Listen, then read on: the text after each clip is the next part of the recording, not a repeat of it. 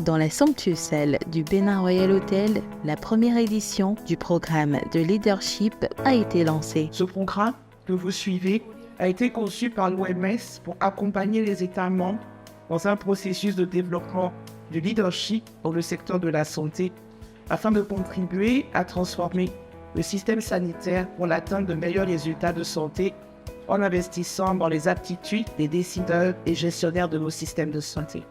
Je ne pourrais pas me taire à ce niveau-là sans exprimer à nouveau ma gratitude à l'USAID et à la Banque mondiale pour leur accompagnement dans les efforts de renforcement du leadership au niveau du secteur de la santé au Bénin. C'est sur ces mots que je déclare ouvert cet atelier qui se fait en présentiel ce jour 23 mai 2023, bien sûr sur le leadership et la gouvernance. Vive la santé au service du développement, vive la coopération internationale, vive la collaboration entre le ministère de la Santé et l'OMS, vive le Bénin, je vous remercie. Cet événement a rassemblé des hauts cadres du ministère de la Santé, intentionnellement sélectionnés sur une période de 4 jours, soit du 23 au 26 mai 2023.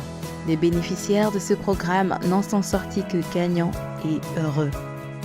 L'un des plus gros défis auxquels je fais face, c'est la gestion des ressources humaines.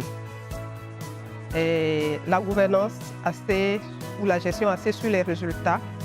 Et quand on a des ressources humaines insuffisantes, ça reste un très très gros défi pour garder les équipes motivées à travailler pour l'atteinte des objectifs. À tout ce beau monde, les plus jeunes, ou même vous n'êtes pas sans le savoir, les plus jeunes, ils sont très agités, ils veulent aller vite, alors que dans un groupe, il faut évoluer ensemble. Nous ne devons pas négliger quelqu'un, nous devons évoluer ensemble et avoir les objectifs ensemble. De grands esprits se sont rencontrés, des repas ont été partagés et tout ça dans une ambiance très conviviale. On va résumer ce domaine-là en un seul, c'est la santé maternelle et infantile qui tient tant à cœur au ministre de la Santé, surtout les réductions des décès néonataux et maternels. C'est vrai que cette phase, qui est une phase présentielle, elle a été de 4 jours, donc peut-être un peu courte, mais très riche. En enseignement, nous avons appris beaucoup de choses, dont, entre autres, les caractéristiques d'un leader qui doit se connaître lui-même et connaître aussi son équipe.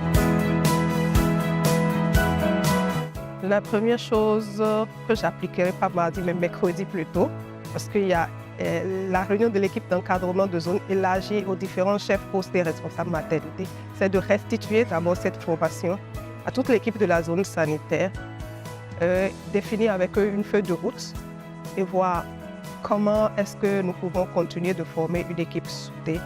Le programme de leadership pour la transformation de la santé en Afrique s'est clôturé sur une belle note et bien sûr l'espoir d'une deuxième édition.